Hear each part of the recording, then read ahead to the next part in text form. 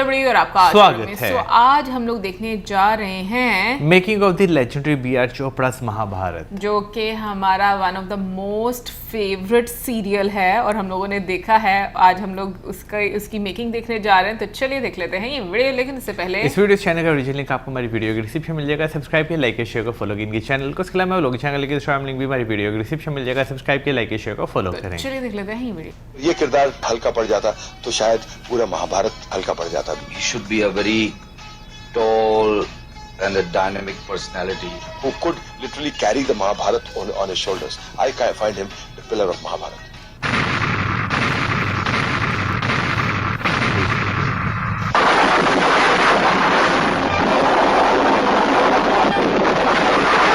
धृतराष्ट्र, क्या तुमने ये निर्णय ले लिया है कि तुम हस्तिनापुर का विनाश किए बिना नहीं रहोगे? मुकेश खन्ना के बारे में एक बड़ी इंटरेस्टिंग बात, how he really came into the picture. He first of all इसको लिया गया था, हमने लिया था द्रोणाचार्य के रोल के लिए। दरअसल पहले हमने इसको दुर्योधन भी ऑफर किया। जहाँ तक मेरा सवाल था, मुझे ये लगता था कि नहीं, ये कैरेक्टर दुर्योधन के लिए शायद उतना अच्छा नहीं होगा, ये शायद द्रोण के लिए अच्छा होगा, क्योंकि द्रोण भी एक ऐसा कैरेक्टर था जहाँ पे हमें एक इम्पोजिंग कैरेक्टर की जरूरत थी। अरे पुत्र, जिस सिंहासन पर बैठे हो उसके नीचे तो आग न जलाओ, ये सिंहासन जल जाएगा ये सिंहासन। प्रतिज्ञा जो उसने ली थी कि मैं आजीवन ब्रह्मचारी रहूंगा, जीवन भर विवाह नहीं करूंगा, वंशहीन ही रहूंगा और वंशहीन ही मरूंगा। उस प्रतिज्ञा के बाद में जब उसके पिताश्री चिंतित होते हैं, उस वक्त जो वो वचन देता है, वो वचन ही इसकी आस्था का पेश है। साहब ने एकदम तुमने कहा कि जिस तरह की आपकी एक डेप्थ है आवाज में, जिस तरह का आपकी एक गंभीरता है आपके पूरे एटीट्यूड में, शायद कैरेक्टर में, तो ऐसा ही हमारा एक कैरेक्टर है विदुर। जब हस्तिनापुर ढहेगा ताजश्री, तो उसकी धूल उड़कर आपके श्वेत वस्त्रों तक अवश्य जाएगी, अवश्य। इन लोगों ने प्लानिंग की तो उन्होंने मुझे बुलाया और स्क्रीन टेस्ट लिया, लेकिन स्क्रीन टेस्ट में भी जो इन्होंने मुझे लाइंस दी थी, वो लाइंस मैंने नहीं बोली। मैंने अपनी तरफ से कुछ लाइंस प्रिपेयर की थी। क्या पत्नी का ये करते हुए नहीं कितनी डिफरेंट लग रही है कि वो अपने पति के दुख को समझे? मैंने आज से अपने जीवन को उसी अंधकार में लपेट लिया है। तो मेरे ख्याल से वो लाइंस इनको इतनी इम्प्रेस कर गई होंगी कि उन्होंने सोचा होगा कि शायद ये गांधारी के रोल के लिए फिट हो। इस कैरेक्टर ने बहुत ही अट्रैक्ट किया था और मुझे लग रहा था कि स्क्रीन पे अगर आपकी जो एक एक्टर्स के एक हथियार होता है आंखें, कि अगर आंखों से ही सब कुछ एक्सप्रेस कर पाता है, अगर वो उससे छीन लिया जाए तो एक्टर आधा तो कहीं ना कहीं खत्म होता। जिस अंधकार में कुरु राजकुमार धृतराष्ट्र का जीवन लिपटा हुआ है, मैं इस प्रकाश को, इस जीते जागते पृथ्वी लोक को क्यों देखूं, जिसका वे अनुभव नहीं कर सकते? विदुर कैरेक्टर जो है पूरे महाभारत में एक ऐसा पात्र है जिसकी जिंदगी बीत जाती है दो फैमिलीज को आपस में जोड़ते हुए। खूबसूरत, हैंडसम, एक एंग्री यंग मैन, एक दुनिया से सताया हुआ, माँ बाप से बिछड़ा हुआ, जिसको सोसाइटी ने कोई जगह नहीं दी। करण का रोल मुझे मिस्टर मदन चोपड़ा एक हैं जो बी.आर. स्टूडियो को संभालते हैं, उनसे मुझे पता चला कि बी.आर. चोपड़ा महाभारत सीरियल बनाने वाले हैं। उनका इस धीर तो बौखला गए, कहते हैं भाई ये करण तो अच्छा करेक्टर नहीं है, मैं नहीं करूंगा। तो मैंने बहुत उन्हें समझाया कि भाई करण बहुत अच्छा करेक्टर। कि करण के बारे में मैं कुछ जानता नहीं था, ना ही महाभारत के बारे में। मुझे ये लगा कि अर्जुन और कृष्ण के अलावा इसमें और कोई रोल करने के लिए है ही नहीं। फिर मुझे चोपड़ा साहब ने एक्सप्लेन किया कि करण बहुत ही अच्छा रोल है, इम्पोर्टेंट रोल है, और कुछ किताबें दी गई। उन किताबों को पढ़ने के बाद मैंने फिर फैसला किया कि मैं करण का रोल करूंगा। इस सूर्य पुत्र कर्ण को संसार सूत पुत्र कहकर अपमानित करता रहा और आप चुप बैठी रही। और आज आपको अपना त्यागा हुआ पुत्र कैसे याद आ गया? अपने इस त्यागे अभागे पुत्र से क्या चाहिए आपको? गद्दी पर हक तो उसका था, लेकिन मिला नहीं।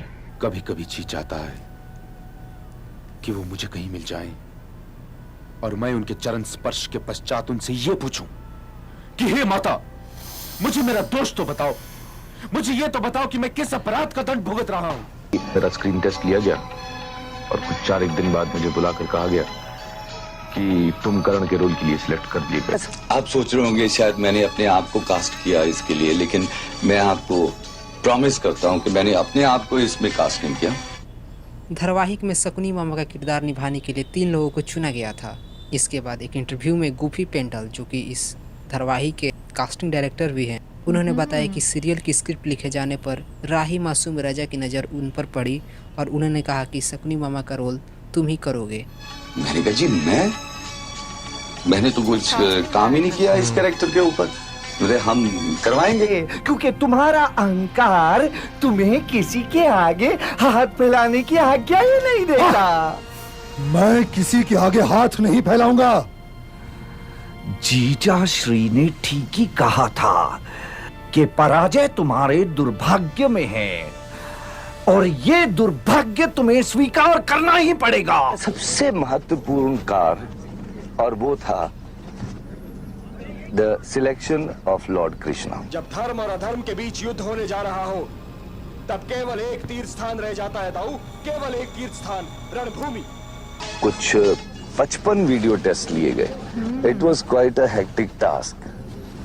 सबको मुकुट पहना के, मोर पंखी पहना के देखा गया, भाई ये कृष्ण कैसे लगते हैं। कामरोग बैरी को मारने की मुझ में शक्ति नहीं है, तो ये तेरी भूल है। फिट लग रहे हैं क्योंकि इस शरीर से इंद्रियां बहुत परे हैं और इंद्रियों से परे मन है, ये वो है ना, और मन से परे शांतनु बुद्धि। नितेश भारद्वाज के साथ एक एड फिल्म की थी, तो जब वो एड फिल्म की थी तो लगा कि शायद ये आदमी कृष्ण बन सकता है।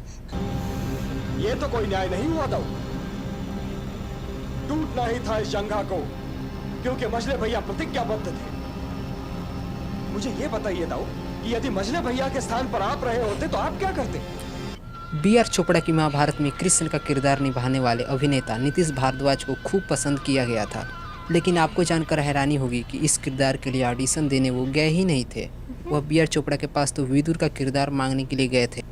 Complex character, very complicated, no, I shouldn't be saying complex, complicated character, very difficult to portray because it has got different shades of human emotions and superhuman emotions.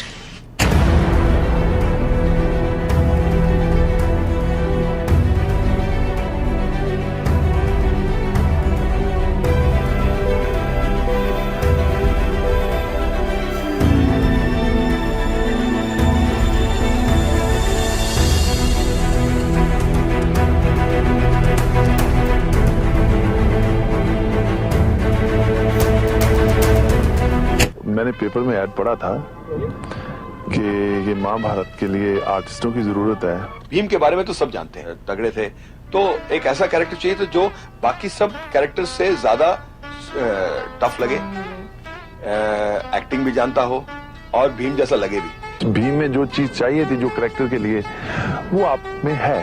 बस मुझे इतना, मतलब मेरा सारा जो कहने का मतलब कि मुझे इतनी तकलीफ नहीं करनी पड़ी।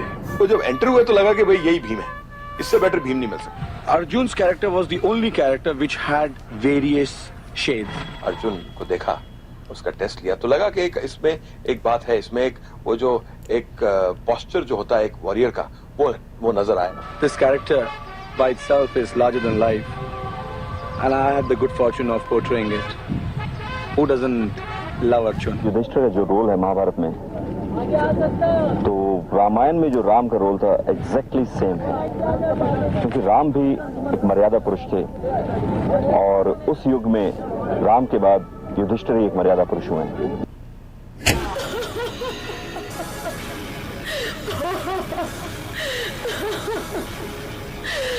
पुनीत इसरार की कास्टिंग के पीछे एक कहानी है। इसके बारे में बताते हुए वे कहते हैं कि जब उन्हें पता चला था कि B.R. चोपड़ा महाभारत बना रहे हैं, तब वे उनके पास गए और उन्हें महाभारत के लिए रोल मांगा।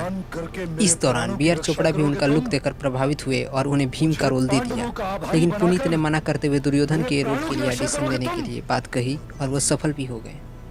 यदि तुम्हारे स्थान पर कोई और रहा होता तो कुरु वंश के आत्मसम्मान की सौगंध मैंने तुम्हारी गर्दन तोड़ दी होती। माया महल को बनाने के लिए रवि चोपड़ा को काफी मुश्किलों का सामना करना पड़ा था। युवराज की जय हो।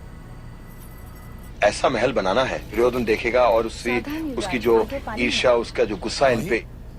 पानी कहाँ है? दासी भी हमसे इनके खिलवाड़ इनके करती है। खिलाफ था पांडवों के, वो बढ़ेगा। एक ऐसा महल होना चाहिए जो लगता था वो था नहीं, जो था वो लगता नहीं था। यहाँ पे सबसे डिफिकल्ट बात क्या थी कि भाई एक बार ये तो बनाने में 2 दिन लगे थे, ये पूरा डिजाइन बनाने में, और हमारी किस्मत की बात थी कि भाई एक ही बार बहुत अच्छा आया। कुछ नई चीज की थी हमने महाभारत में, कि नॉर्मली जब ये करते तो इसको मैकेनिकल इफेक्ट्स में नहीं शायद करते, इसे कैमरा इफेक्ट्स में करते। हमने इसे मैकेनिकल इफेक्ट्स में किया और अच्छा लगा। जो आज हमने जो महाभारत के वो वेस्टर्न सीन्स जो दिखाए हैं, that I believe that has been picturized in the best way could ever be done, you know. Draupadi का वस्त्रहरण का सीक्वेंस करने का वक्त आया तो सबसे पहले जो हमारे माइंड में ख्याल आया कि भाई ये तो एक ऐसा सीक्वेंस है जो महाभारत का बेस है। शायद अगर द्रौपदी का वस्त्रहरण नहीं होता तो शायद ये सब कुछ होता ही नहीं, शायद महाभारत नहीं होती। एक्चुअली इसको पूरे सीक्वेंस में शूट किया, यहाँ पे उसे खींच के लाया गया और वो सब मैंने एक ही साथ किया। तो जैसे आप जानते हैं कि श्री कृष्ण आए और फिर कपड़ा, साड़ी का कपड़ा कभी खत्म नहीं हुआ, तो उसके लिए एक्चुअली वो सेम साड़ी नहीं थी। वो जो साड़ी उसने बांधी थी और जो साड़ी जो हम खींच रहे थे वो सेम साड़ी नहीं थी, पर हमने वो स्पेशल इफेक्ट्स में ऐसा इफेक्ट दिया।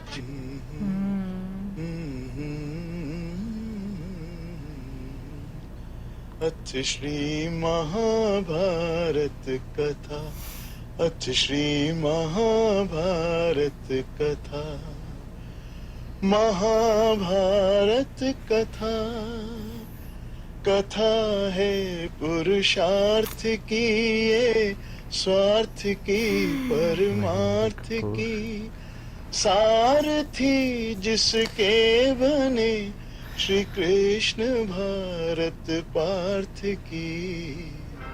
क्या आपको पता है कि दुर्योधन के लिए अलग से बीजीएम बनाया गया था जो कि राजकमल ने बनाया था?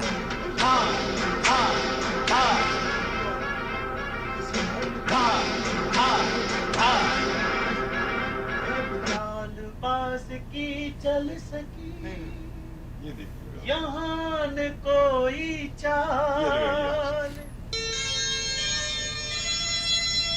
चालबाज की चल सकी यहाँ न कोई चाल, आज उठा कर ले चला चालबाज को का।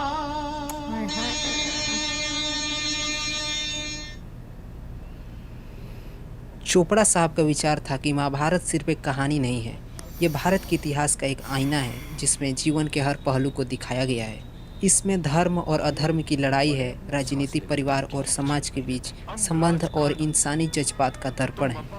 उन्होंने सोचा कि अगर इस कहानी को सही तरीके से पेश किया जाए तो ये लोगों को अपने जीवन पर सोचने पर मजबूर कर सकती है और नए नज़रिए के साथ जीने की प्रेरणा भी दे सकती है। भारत देखने से हमारे अंदर जो वेस्टर्न कल्चर जो पूरे तरह से भरते जा रहा था, उससे लगता है कि थोड़ा सा गर्ल्स या बॉयज़ जो अभी के जनरेशन के हैं वो थोड़े इस अपने भारतीय संस्कृति को समझना, मतलब तब भी वेस्टर्न कल्चर मेरे हिसाब से वर्ल्ड की इससे बेटर स्टोरी सकता है। मुझे बिल्कुल अच्छा नहीं लग रहा कि महाभारत खत्म हो। जो मजा, आनंद, सुख, सेटिस्फैक्शन जो महाभारत करने से मिला है, It's one of the best roles as an actor could get to perform. It was the most beautiful experience. और शायद ही कोई काम करने से।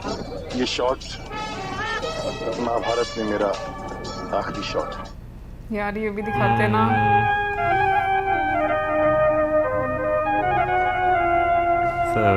एंड वाला खत्म जब होगी महाभारत,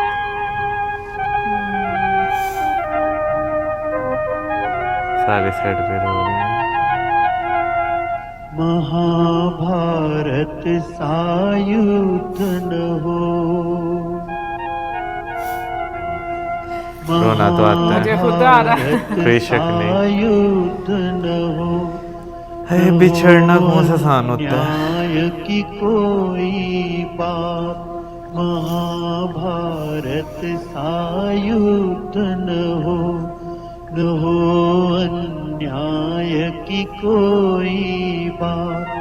चलो हम खोले उसके साथ, करे जो कृष्ण के जैसी बात। कर्म है गीता का उपदेश, महाभारत है शांति संदेश। कर्म है गीता का उपदेश,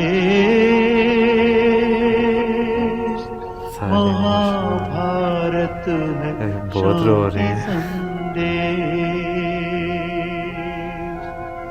कर्म है गीता का उपदेश।